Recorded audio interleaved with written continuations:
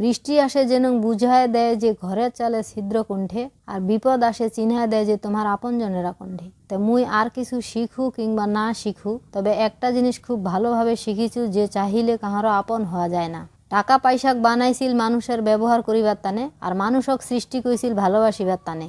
অথচ মানুষ ভালোবাসেছে টাকাক আর ব্যবহার করছে মানুষক। মানুষক খুশি রাখার মতো আর কঠিন কাজ এই পৃথিবীর নাই। সামান্য অর্থ আর স্বার্থের জন্য মানুষ পূর্বের সব কথা ভুলে যায়। তো হ্যালো এভরিওয়ান, আসসালামু আলাইকুম। কেমন আছেন সবাই? আশা করছু যে আল্লাহর অশেষ রহমতে সবাই ভালোই আছেন। আলহামদুলিল্লাহ, আমরাও ভালো আছি। তোমরা যাই মোর সর্বশেষ ভিডিওটা দেখিছেন, ওমরা হয়তোবা জানেন যে মুই সেলাই সব জিনিসপত্র গুছাইছিনু বাসা ছেড়ে দিয়ে গ্রামের বাড়ি চলে আসিবার টানে। চলে তো আমরা সেলাই আইছি, কিন্তু মুই তোমার সাথে শেয়ার করিবা পারো নাই, কারণ গ্রামত তো ওয়াইফাই লাইন নেওয়া হয় নাই। গ্রামত চলে আসে প্রথমে মোর বাপের বাড়ি উঠিছি আমরা, আর ওইঠে থেকে আমরা আমার বাড়ির সব কাজ কাম করছি। তো এই যে দেখেছেন সামান্য এক জোড়া কানের দুল, যদিও এইলা কিছু মানুষের কাছে সামান্য, মোটে কিন্তু অনেক কিছু। কারণ মোর খান সাহেব মোক এইলা অনেক ভালোবেসে বানায় দিছে। ছোট থেকে বড় হয়েছু, কিন্তু স্বর্ণের জিনিস আমি কোনোদিন পরো নাই।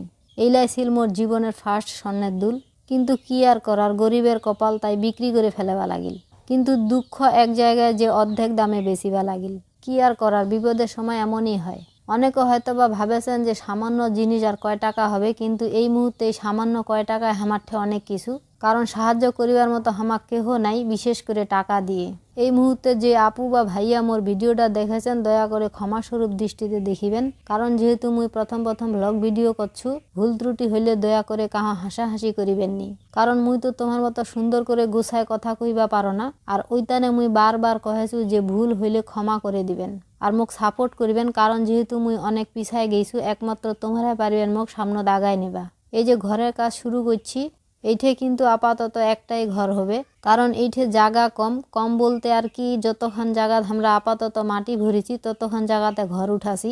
যেহেতু নতুন মাটি ভরেছি আর টাকাও নাই, আস্তে আস্তে মাটিটাও বসুক, আর আল্লাহ যদি কোনোদিন তৌফিক দেয় তাহলে না হয় পরে ইটার ঘর বানামো ইনশাআল্লাহ। দোয়া করিবেন সবাই আমার তানে। তো ঘরের উপরের কাজ শেষ করার পর ভিতরে যে বাকি আনুষঙ্গিক কাজ আছে, ওইলা আমরা আস্তে আস্তে শেষ করছি। প্রথমে মেজিয়াত মাটি ভরাইছি, তারপর টিউবওয়েল বাথরুমের কাজ করছি, এরপর ধারি বানাইছি। ঘরের ভিতরে সব কাজ কমপ্লিট করার পর সেলা আমরা চাটি বেড়ালা লাগানো।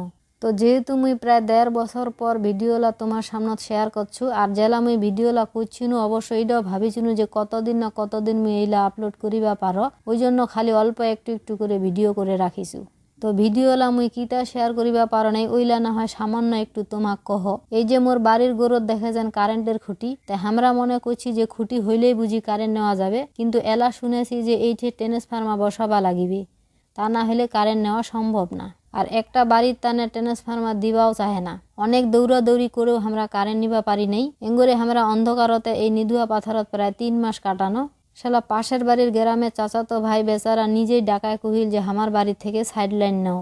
ওই সাইড লাইনে আমরা এলাও চালাছি। তারপর 6 মাস পরে নিন ওয়াইফাই লাইন যদিও হইল, সেলা আরও আমার ল্যাপটপটাই নষ্ট হয়ে গেল। ওইটা আবার পরে রহে নষ্ট হয়েছে।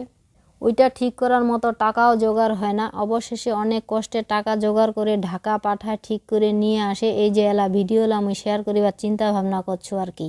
তবে এই যে কোম্পানি থেকে আমরা ল্যাপটপটা ঠিক করাইছি, এইটা অনেক ভালো একটা কোম্পানি, খুব ভালো সার্ভিস দেয়। ওনারা অনেক যত্ন সহকারে কাজ করে দিয়ে পাঠায় দেয়। যদি তোমার কাহারও কোনোদিন প্রয়োজন হয় তাহলে যোগাযোগ করিবা পারেন। তো এতক্ষণ যে মুই কি বক করনু মুই নিজেও জানো না। যদি মোর ভিডিওর কোনো অংশ তোমার ভালো লাগে থাকে তাহলে প্লিজ মোর ভিডিওটা একটা লাইক দিবেন। আর মুই মোর আঞ্চলিক ভাষায় দিয়ে কথালা কহিন, ওইলা তোমার কেমন লাগিছে অবশ্যই কমেন্টত জানাবেন। আর যদি কোনো ভুল হয়ে থাকে ওইটাও তোমরা কমেন্টত লিখিতে ভুলিবেন নি। তা আজ এইটাই বিদায় নেছু। সবাই ভালো থাকেন। আল্লাহ হাফেজ।